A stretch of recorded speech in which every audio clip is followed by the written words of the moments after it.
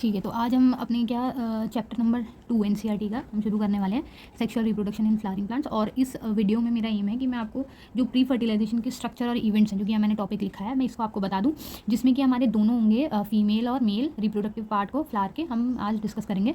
तो सबसे पहले यहाँ एनसीईआरटी में क्योंकि मेल रिप्रोडक्टिव पार्ट यानी कि स्टेमन दिया हुआ है, तो मैं भी पहले वही बताने वाली हूँ। ठीक है, तो सबसे पहले स्ट्रक्चर ऑफ स्टेमन देखेंगे। स्ट्रक्चर ऑफ स्टेमन में क्या है, स्टेमन जो है एक मेल रिप्रोडक्टिव पार्ट है। यहाँ पर आप इसका स्ट्रक्चर देख सकते हैं। ये आपको एक टिपिकल स्टेमन दिया हुआ है। इसके जो ऊपर का स्ट्रक्चर है इसे हम बोलते हैं एंथर, जिसमें कि हमारे पोलन ग्रेन्स भरे हुए पड़े रहते हैं। ठीक है, और ये जो लॉन्ग स्टॉक है इसको अपन क्या बोलते हैं, इसको फिलामेंट बोलते हैं। ठीक है, फिलामेंट या स्टॉक, और ये फिलामेंट इसको क्या करता है, कनेक्ट करता है फ्लावर से इस एंथर को, जो कि हमारा पोलन बैग है एक तरीके का। ठीक है, अब हम डिटेल में पढ़ते हैं इसके कि एंथर का स्ट्रक्चर कैसा होता है। तो एंथर का जो स्ट्रक्चर होता है अपना पहले स्टेमन मैंने बता दिया, फिलामेंट और एंथर होता है। इसमें फिलामेंट में होती है, फिलामेंट स्टॉक होती है हमारी, और एंथर हमारा जो पोलन बैग होता है जिसके अंदर पोलन भरा हुआ रहता है। ठीक है, अब एंथर देख लो, एंथर कैसा होता है। एंथर जो होता है बाइलोब्ड होता है। बाइलोब्ड का मतलब है कि इसमें दो लोब्स प्रेजेंट है। दो लोब्स जैसे कि हम एनसीईआरटी में यहाँ पर देख पा रहे हैं। ये जो दो, ये देखिए, एक ये और एक ये हिस्सा, ये हमारे क्या हो गए, दो लोब्स हो गए, इसलिए हम इसे बाइलोब्ड कहते हैं। और देखो हर एक लोब में यहाँ पर दो पाउच, मतलब थोड़ा सर्कुलर जैसे ग्रूव्स बने हुए हैं, इन दोनों को हम बोलते हैं थीका। तो हर एक लोब क्या हो गया, डाइथीकस हो गया। ठीक है, तो एंथर क्या है, एंथर बाइलोब्ड है, और हर लोब क्या है, दो थीके हैं उसमें, इसलिए वो डाइथीकस होता है। अब ये जो डाइथीकस है, यानी कि हर लोब में दो लोब है, और दो लोब में क्या है, दो दो थीकस हैं। ये जो थीका है यही, इन्हीं को हम माइक्रोस्पोरेंजिया बोलते हैं। इसीलिए हम कह रहे हैं कि एंथर में 4 माइक्रोस्पोरेंजिया हैं, और यही माइक्रोस्पोरेंजिया जो है ये आगे चल करके पोलन सैक बनते हैं। ठीक है, अब जो है ये है 4 माइक्रोस्पोरेंजिया, इसमें से हम एक माइक्रोस्पोरेंजिया का स्ट्रक्चर देखेंगे इन डिटेल, क्योंकि इसमें है बहुत सारी लेयर्स। तो अब हम लेयर्स देख लें। ठीक है, तो अब हम डिस्कस करने वाले हैं एक माइक्रोस्पोरेंजियम का स्ट्रक्चर कैसा था। अब आपको यहाँ मैं 2 वर्ड्स बोल रही हूँ, माइक्रोस्पोरेंजिया और माइक्रोस्पोरेंजियम। तो ये दोनों एक ही होते हैं, ये प्लूरल फॉर्म है।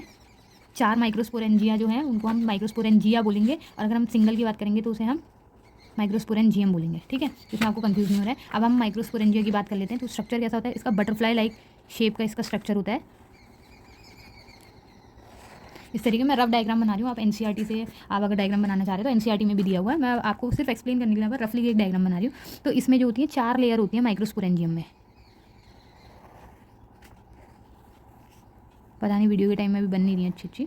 तो इस तरीके से, और यहाँ पर है हमारे पोलन सैक, 4 पोलन सैक हैं।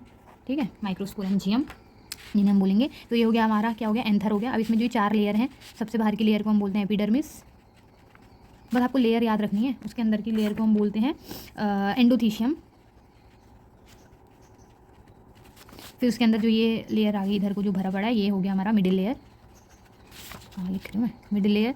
और सबसे अंदर ये जो जिसको पोलन सैक, जो पोलन सैक को कवर कर रही है, इसको टेपेटम बोलते हैं। अब हम अगर लेयर की बात कर लें, तो ये जो बाहर के आउटर लेयर होती है, इनका काम होता है प्रोटेक्शन का। और ये जब एंथर जो पोलन ग्रेन है उन्हें जब निकलना है, यानी कि डेहीसेंस होना है एंथर का। डेहीसेंस का मतलब है कि एंथर को फाड़ करके पोलन ग्रेन ने रिलीज होना है, तो उस टाइम पर ये तीनों लेयर काम करती हैं, ये 3। और साथ ही साथ इनका प्रोटेक्शन का भी काम है। और जो हमारी टेपेटम है, टेपेटम का काम है नरिशमेंट प्रोवाइड करना पोलन ग्रेन्स को। यहाँ पर आप देख सकते हैं माइक्रोस्पोरेंजियम में 4 लेयर हैं। ये 4 लेयर के नाम है। पहली 3 जो आउटर लेयर है ये प्रोटेक्शन और डेहीसेंस के काम करती है, और टेपेटम जो है नरिशमेंट का काम कर रही है। अब इसको क्योंकि नरिशमेंट देना है, तो इसके अंदर खूब सारा डेंस साइटोप्लाज्म होता है, और इसमें ये न्यूक्लिएटेड भी होती है काफ़ी सारी। अब जब जो एंथर है वो यंग स्टेज में होता है, तो जो ये अपना क्या है माइक्रोस्पोरेंजियम है, इसके अंदर क्या भरा हुआ होता है, इसके अंदर स्पोरोजीनस टिश्यू भरा रहता है। स्पोरोजीनस टिश्यू यहाँ पर भरा रहता है, और यही जो स्पोरोजीनस टिश्यू है यही आके जा करके माइक्रोस्पोर मदर सेल, या फिर हम पोलन मदर सेल PMC, इसको गिव राइज करता है। यही पोलन जो मदर सेल है, पोलन मदर सेल, ये माइक्रोस्पोर बनाती हैं, और वही माइक्रोस्पोर पोलन ग्रेन्स कहलाते हैं। तो हम यहाँ देख सकते हैं पोलन मदर सेल क्या बना रही है, माइक्रोस्पोर। और ये होता है through the process of meiosis की प्रोसेस से। तो एक पोलन मदर सेल बनाएगी अपने 4 माइक्रोस्पोर्स, तो इसलिए हम इसे माइक्रोस्पोर टेट्राड भी कहते हैं। तो हर एक pollen mother cell microspore tetrad बनाएगी थ्रू मियोसिस, और इसी प्रोसेस को हम बोलते हैं माइक्रोस्पोरोजेनेसिस। ठीक है, ये हो गया माइक्रोस्पोरोजेनेसिस। अब जब जो एंथर है वो मैच्योर होने लगता है, तो ये जो माइक्रोस्पोर टेट्राड है, क्योंकि एंथर डिहाइड्रेट होने लगता है, तो ये माइक्रोस्पोर जो टेट्राड थे जो एक साथ प्रेजेंट है, ये एक दूसरे से डिसोशिएट हो जाएंगे, और क्या बना लेंगे, पोलन ग्रेन्स बना लेंगे। हर एक इंडिविजुअल माइक्रोस्पोर बन जाएगा पोलन ग्रेन। तो यहाँ पर आप माइक्रोस्पोरोजेनेसिस की डेफिनेशन देख सकते हैं। पोलन मदर सेल से माइक्रोस्पोर टेट्राड का बनना through the process of meiosis is called sporogenesis. और जब एंथर डिहाइड्रेट करते हैं तो ये माइक्रोस्पोर टेट्राड डिसोशिएट हो जाते हैं एक दूसरे से और पोलन ग्रेन फॉर्मेशन कर देते हैं। ठीक है, अब देखते हैं पोलन ग्रेन का स्ट्रक्चर। ठीक है, तो पोलन ग्रेन का स्ट्रक्चर कैसा होता है? पोलन ग्रेन जो है स्पेरिकल होता है, स्पेरिकल इन शेप होता है। इसका 25 से 30 माइक्रोमीटर डायमीटर होता है इसका, 25 to 30। और ये 2 लेयर स्ट्रक्चर होता है, 2 लेयर होती है इनमें। ठीक है, अच्छे से मैंने लिखा हुआ है, मैं आपको दिखा दूंगी। पहले आप स्ट्रक्चर देख लो। तो ये जो आउटर लेयर होती है, इसमें 2 लेयर होती हैं। आउटर लेयर जो होती है इसे बोलते हैं हम एक्साइन, और जो इनर लेयर होती है इसको हम बोलते हैं इंटाइन। ठीक है, जो आउटर लेयर होती है एक्साइन, ये बहुत ही ज़्यादा रेजिस्टेंट ऑर्गेनिक मटेरियल जिसे हम कहते हैं स्पोरोपोलिनिन, इससे मिलकर के बनी होती है।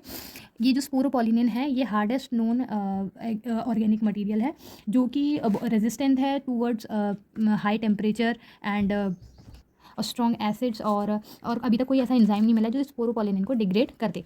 तो ये स्पोरोपोलिनिन प्रेजेंट होता है, लेकिन जो स्पोरोपोलिनिन है वो पूरे एंजाइम को कवर नहीं करता है। कहीं कहीं पर ये है एब्सेंट होता है, कुछ कुछ जगहों पर ये एब्सेंट होता है। इन्हीं को हम जर्म पोर बोलते हैं। और ये जो एब्सेंट यहाँ पर इसलिए होता है क्योंकि जर्म पोर से ही जो मेल न्यूक्लियस है उसने बाहर आना है। तो जहाँ पर ये एब्सेंट होगा वहाँ पर से ये बाहर आ पाएगा, क्योंकि ये जो स्पोरोपोलिनिन है इसको कोई भी चीज़ डिग्रेड नहीं कर सकती है, तो इसलिए जर्म पोर प्रेजेंट होता है जहाँ पर ये एब्सेंट होता है। ठीक है, अब जो इनर वॉल होती है, इनर वॉल होती है इंटाइन। इंटाइन जो होती है वो थिन होती है, कंटिन्यूस होती है, और इससे सेल्यूलोज और पेक्टिन से भरी हुई होती है। अब ये तो गई लेयर्स की बात, पोलन ग्रेन के लेयर्स की बात। अब इसके अंदर 2 सेल होते हैं, एक को हम बोलते हैं वेजिटेटिव सेल। वेजिटेटिव सेल ये सब वेजिटेटिव सेल ही हो गया। इसके अंदर एक न्यूक्लियस होता है, इरेगुलर शेप न्यूक्लियस होता है, और वेजिटेटिव सेल जो होता है वो काफ़ी बड़ा होता है। तो कंपैरेटिवली जो दूसरा सेल है यानी कि जनरेटिव सेल उससे बड़ा होता है। तो एक हो गया वेजिटेटिव सेल जिसमें कि फूड रिजर्व भरा हुआ है, और दूसरा हो गया अपना जनरेटिव सेल। और जनरेटिव सेल हम एक तरीके से कह सकते हैं कि ये जो है स्विम करता है in the cytoplasm of vegetative cell. तो जनरेटिव सेल कंपैरेटिवली स्मॉलर होता है, और इसमें एक न्यूक्लियस होता है, डेंस जो है ये साइटोप्लाज्म होता है, और ये स्पिंडल शेप्ड होता है। स्पिंडल शेप्ड इस तरीके का इसका शेप होता है। ठीक है, तो ये हो गया अपना पोलन ग्रेन। अब आप यहाँ पर देख सकते हो मैंने जो भी आपको बताया, पोलन ग्रेन स्पेरिकल है, 25 to 50 माइक्रोमीटर इसका डायमीटर है। 2 लेयर्स होती है, एक्साइन और इंटाइन। एक्साइन जो है स्पोरोपोलिनिन से मिलकर बना होता है, और जहाँ पर पोलन ग्रेन स्पोरोपोलिनिन एब्सेंट होता है एक्साइन के अंदर, उस जगह को हम जर्म पोर बोलते हैं। फिर दूसरी लेयर आ गई अपनी इंटाइन। इंटाइन थिन और कंटिन्यूस होती है, और सेल्यूलोज और पेक्टिन से मिलकर के बनी होती है। पोलन ग्रेन के अंदर 2 सेल होते हैं, वेजिटेटिव सेल और जनरेटिव सेल। वेजिटेटिव सेल बिगर होता है, इसमें बहुत सारा फूड रिजर्व होता है, इरेगुलर इसका न्यूक्लियस होता है। जनरेटिव सेल स्मॉल होता है, जिसमें कि अपना जनरेटिव न्यूक्लियस प्रेजेंट होता है, जो आगे जाकर के फीमेल न्यूक्लियस को फर्टिलाइज करेगा। ठीक है, तो अब अपना टॉपिक आ गया पिस्टल, मेगास्पोरेंजियम, ओव्यूल और एम्ब्रियोसैक। ये जो है हमारे फीमेल रिप्रोडक्टिव पार्ट है एक फ्लावर का। तो पिस्टल हो गया अपना फीमेल रिप्रोडक्टिव पार्ट, पिस्टल के अंदर ओव्यूल और ओव्यूल के अंदर एम्ब्रियोसैक प्रेजेंट होता है। सबसे पहले आपने ये देख लीजिए, जाइनोशियम जो होता है, जाइनोशियम फीमेल रिप्रोडक्टिव पार्ट को ऑफ फ्लावर इज कॉल्ड जाइनोशियम। अगर उसमें सिंगल पिस्टल है, सिंगल पिस्टल का मतलब है आप ये देख लीजिए, ये अपना पिस्टल, ये हो गया पिस्टल। तो अगर एक पिस्टल है एक फ्लावर में तो उसको हम बोलेंगे मोनोकार्पलरी। अगर मोर देन 1 पिस्टल है तो मल्टी कार्पलरी हो गया। फ्यूज्ड पिस्टल है, फ्यूज मतलब होता है एक दूसरे के साथ चिपके हुए हैं, तो सिनकार्पस। और फ्री अगर है एक दूसरे से अलग अलग हैं तो उसे बोलेंगे एपोकार्पस। अब जो पिस्टल है उसके 3 पार्ट होते हैं, स्टिग्मा, स्टाइल और ओवरी। स्टिग्मा वो पार्ट है जहाँ पर पोलन ग्रेन अटैच होगा, जहाँ पर पोलन ग्रेन स्टिक होगा। ठीक है, स्टाइल हो गया लॉन्ग ट्यूब लाइक स्ट्रक्चर, और उसके नीचे लास्ट में ओवरी प्रेजेंट है, जिसके अंदर अपना मेगास्पोरेंजियम प्रेजेंट है। अब मेगास्पोरेंजियम का स्ट्रक्चर देख लीजिए, जो ओव्यूल है वो कैसे अटैच्ड होता है। तो उसके लिए आप ये देखिए, पहले ओव्यूल का तो एक चीज़ और, ओवरी के अंदर होता है ओवेरियन कैविटी, जिसे कि हम लोक्यूल भी बोलते हैं। ओवेरियन कैविटी के अंदर होता है प्लेसेंटा, और प्लेसेंटा के अंदर प्रेजेंट होता है ओव्यूल, जो कि है मेगास्पोरेंजिया। ठीक है, अब ओव्यूल कैसे अटैच है प्लेसेंटा से? तो इस तरीके का अगर हमारा प्लेसेंटा है तो इस तरीके से काफ़ी सारे ओव्यूल अटैच होते हैं। ठीक है, तो ये क्या हो गया अपना प्लेसेंटा हो गया, और ये हो गया प्लेसेंटा, ये हो गया अपना क्या ओवरी, ओव्यूल। ये हो गया क्या, ओव्यूल हो गया। ओव्यूल प्लेसेंटा से कैसे अटैच है? इस स्टॉक की मदद से, इस स्टॉक लाइक स्ट्रक्चर से अटैच है। इस स्टॉक लाइक स्ट्रक्चर को अपना क्या कहते हैं?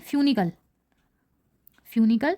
और ओव्यूल और स्टॉक जहाँ पर फ्यूज करते हैं, जो इनका मीटिंग पॉइंट है ओव्यूल और इस फ्यूनिकल का, यानी कि ये रीजन, इस रीजन को कहा जाता है हाइलम। तो ये पहले आपने ये समझना था कि प्लेसेंटा, ओव्यूल, हाइलम, फ्यूनिकल ये कैसे प्रेजेंट है एक दूसरे पर। अब अपना क्या पढ़ने वाले हैं हम पढ़ने वाले हैं ओव्यूल का स्ट्रक्चर देखने वाले हैं। तो यहाँ पर मैंने एक ओव्यूल का स्ट्रक्चर बना लिया है, ओव्यूल एक टिपिकल ओव्यूल बना लिया है। अब ये ओव्यूल, ये वो स्टॉक है जिससे ओव्यूल अटैच था, उस स्टॉक को हम क्या बोलते हैं? फ्यूनिकल बोलते हैं। ये फ्यूनिकल जहाँ पर ओव्यूल से अटैच है उस पॉइंट को हम बोलते हैं हाइलम। अब ओव्यूल जो है, ओव्यूल की भी लेयर्स होती है, जैसे पोलन ग्रेन में लेयर्स थी एक्साइन और इंटाइन, ऐसी इसमें भी 2 लेयर होती हैं, आउटर और इन दोनों लेयर्स को हम इंटीग्यूमेंट बोलते हैं, ठीक है। तो आउटर वाली को, बाहर वाली लेयर को बोलेंगे आउटर इंटीग्यूमेंट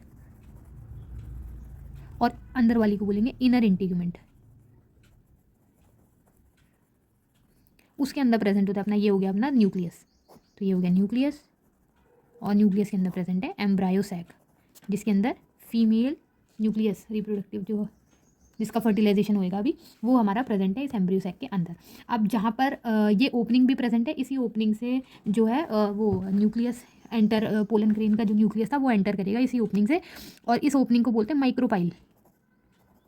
माइक्रोपाइल। अब जहाँ पर माइक्रोपाइल है उस एंड को हम बोलते हैं माइक्रोपाइलर पोल। माइक्रोपाइल हो गई ये ओपनिंग, और ये एंड यहाँ पर हो गया माइक्रोपाइलर पोल। और इसी के ऑपोजिट में, इसके ऑपोजिट ये माइक्रोपाइलर पोल है, इसके ऑपोजिट में यहाँ पर ये प्रेजेंट है चैलेजल पोल। तो ये हो गया अपना स्ट्रक्चर ऑफ ओव्यूल, ठीक हो गया। अब हम पढ़ने वाले हैं कि जो फीमेल गैमेटोफाइट है, यानी कि जो एम्ब्रियोसैक है, उसके अंदर किस तरीके से सेल आते हैं, कैसे वो बन रहे हैं, और कैसे हम उसको 8 न्यूक्लिएटेड 7 सेल्ड स्टेज पर देखते हैं। तो ये कैसे अल्टीमेटली ये कैसे रीच होती है, ये हम देखने वाले हैं, ठीक है। तो सबसे पहले क्या है, सबसे पहले प्रेजेंट होता है single microspore megaspore mother cell यहाँ पर प्रेजेंट होता है। तो ओव्यूल के अंदर ये सबसे पहले अपना क्या है, एक ओव्यूल है। ओव्यूल के अंदर क्या है, एक single megaspore mother cell present है, और वो भी कहाँ पर प्रेजेंट है, माइक्रोपाइलर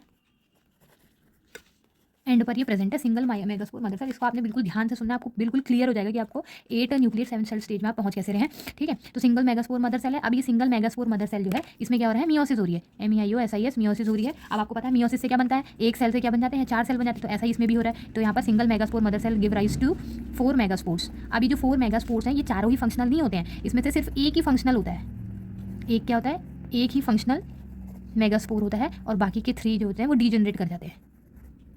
तो अब क्योंकि यहाँ पर सिर्फ एक ही फंक्शन हुआ, तो हम इसको बोलते हैं मोनोस्पोरिक डेवलपमेंट। क्योंकि इतने सारे बने थे, 4 बने थे, उसमें से सिर्फ एक ही फंक्शनल बचा है, इसलिए हम यहाँ पर मोनोस्पोरिक डेवलपमेंट यहाँ पर हम टर्म यूज़ करते हैं। अब ये जो एक फंक्शनल न्यूक्लियस है, इसमें क्या होता है, माइटोसिस होता है। अब माइटोसिस से आपको पता होना चाहिए, 1 से 2 सेल बनते हैं, 1 से 2 सेल बनते हैं। तो एक functional megaspore give rise to 2, और सिर्फ सेल नहीं है, ठीक है, इस न्यूक्लियस के अंदर माइटोसिस हो रहा है, इसलिए एक न्यूक्लियस से यहाँ पर एक फंक्शनल मेगास्पोर जो था, एक न्यूक्लियस, उससे हमारे पास 2 न्यूक्लियाई यहाँ पर हमारे पास आ जाते हैं। इसके बाद क्या होता है, फिर से माइटोसिस होगा, और अब इस बार क्या आ जाएंगे, 4 न्यूक्लियाई हमारे पास आ जाएंगे। जो यहाँ पर है, अब आप ये देख रहे होंगे कि यहाँ पर न्यूक्लियाई ही क्यों बन रहे हैं, सेल क्यों नहीं बन रहा है। तो यहाँ पर न्यूक्लियस का माइटोसिस है, वो जो माइटोसिस है न्यूक्लियस में बहुत तेजी से हो रहा है, सेल वॉल बनने से पहले ही न्यूक्लियस डिवाइड कर जा रहे हैं, ठीक है, इसलिए सेल वॉल अभी नहीं बन पा रही है इतनी जल्दी। तो अब ये क्या हो गया, 4 न्यूक्लियस हो गए। फिर से यहाँ पर क्या होगा, एक और माइटोसिस होगी। तो यहाँ पर 3 बार लगातार माइटोसिस होगी, और हमारे पास 8 न्यूक्लियस आ जाएंगे, 8 न्यूक्लियाई हमारे पास आ जाएंगे, ठीक है। अब 8 न्यूक्लियाई आ गए हमारे पास,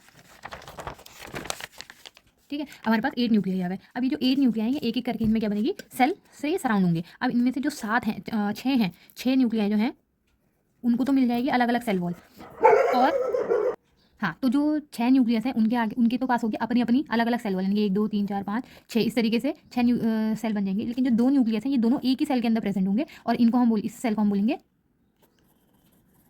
सेंट्रल सेल, ठीक है, इसको हम बोलेंगे सेंट्रल सेल। और इसमें जो है 2 न्यूक्लियाई हैं, जिन्हें हम पोलर न्यूक्लियाई भी कहते हैं, ठीक है। तो ये हो गया हमारा। अब जो 6 न्यूक्लियाई हैं, उनका कैसे डिस्ट्रीब्यूशन, 2 न्यूक्लियाई तो आपको पता लग गया कि ये दोनों न्यूक्लियाई एक सेल के अंदर है, जिसे हम सेंट्रल सेल कह रहे हैं, और ये जो हमारा एम्ब्रियोसैक है, उसके बीचों बीच में ये प्रेजेंट है। अब जो हमारा 6 न्यूक्लियाई है, वो कैसे कैसे डिस्ट्रीब्यूटेड है, इसमें से 6 में से 3 जाएंगे माइक्रोपाइलर एंड में, और 3 जाएंगे चैलेजल एंड में। जो 3 गए हैं माइक्रोपाइलर एंड में, 3 न्यूक्लियाई जो गए हैं माइक्रोपाइलर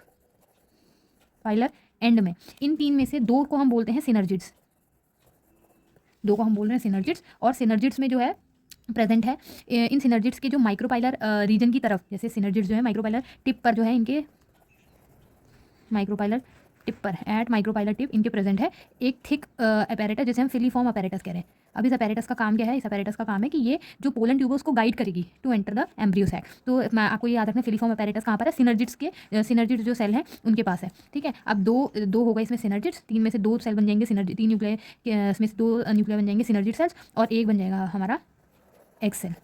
तो इस तरीके से जो माइक्रोपाइलर एंड में है उनका डिस्ट्रीब्यूशन इस तरीके से होगा। अब जो हमारे गए हैं 3 चैलेजल एंड में, उसका बस यही है कि उसे एंटीपोडल सेल्स कहते हैं, इन तीनों को। ये हो गया। तो इस तरीके से हमारी डिस्ट्रीब्यूटेड है, ठीक है। तो अगर हम इसको एक बार फिर से देख लें तो क्या हुआ था, सबसे पहले ओव्यूल था जो कि सिंगल मेगास्पोर मदर सेल में डिफरेंशिएट कर रहा है एट द माइक्रोपाइलर एंड। अभी जो सिंगल मेगास्पोर मदर सेल है ये मियोसिस अंडरगो करता है और इसमें एक से 4 मेगास्पोर बनते हैं, लेकिन ये चारों में से सिर्फ एक ही फंक्शनल हो पाता है और बाकी 3 डीजनरेट कर देते हैं। इस डेवलपमेंट को हमने मोनोस्पोरिक नाम दिया। मोनो मतलब 1 और spore means sporic means spore, तो एक फंक्शनल मेगास्पोर बनता है, इसलिए मोनोस्पोरिक डेवलपमेंट हम यहाँ नाम दे रहे हैं। अब जो ये फंक्शनल मेगास्पोर है इसमें इसके न्यूक्लियस में माइटोसिस होगा और एक से माइटोसिस में आपको पता है 1 से 2 बनता है, तो एक न्यूक्लियस से 2 न्यूक्लियस बन जाएंगे। उसके बाद 2 न्यूक्लियस में फिर माइटोसिस होगा, वो 4 बनेंगे और 4 से फिर माइटोसिस होकर के 8 न्यूक्लियस स्टेज पर ये पहुंच जाएगा। अब जो 8 न्यूक्लियस है वो कैसे डिस्ट्रीब्यूटेड है, वो 6 के फॉर्म में 6 और 2 के फॉर्म में डिस्ट्रीब्यूटेड। 6 न्यूक्लियस को तो अपनी अपनी सेल वॉल मिल जाएगी, तो 6 अलग अलग सेल यहाँ पर हमें मिल जाएंगे। 6 न्यूक्लियस बना देंगे, 6 सेल, ठीक है, 6 सेल बनाएंगे। और ये जो 2 न्यूक्लियस हैं ये दोनों एक ही सेल के अंदर एंटर करेंगे, तो एक ही सेल के अंदर एंटर कर रहे हैं जिसका नाम है सेंट्रल सेल, और ये सेंटर में प्रेजेंट होता है। और इन दोनों न्यूक्लिया को हम पोलर न्यूक्लिया कहते हैं। और अब यहाँ पर आप देख लीजिए न्यूक्लियस है 6 + 2 8 न्यूक्लियस है, लेकिन सेल कितने हैं 6 + 1 7, तो इसीलिए हम इसको 8 न्यूक्लिएटेड 7 सेल स्टेज बोलते हैं यहाँ पर। अब जो 6 न्यूक्लियस है उनका डिवीजन हम देख लेते हैं। 3 जाएंगे माइक्रोपाइलर एंड में, 3 जाएंगे चैलेजल एंड में। चैलेजल एंड वाले न्यूक्लियस को डेवलप होकर के उनके चारों सेल वॉल बन करके वो बन जाते हैं एंटीबोडल सेल। और जो माइक्रोपाइलर एंड में गए हैं उनमें से 2 बनेंगे सिनर्जिड्स और एक बनेगा एक्सेल। सिनर्जिड के टिप पर प्रेजेंट है filiform apparatus which guides the pollen tube into the embryo cell.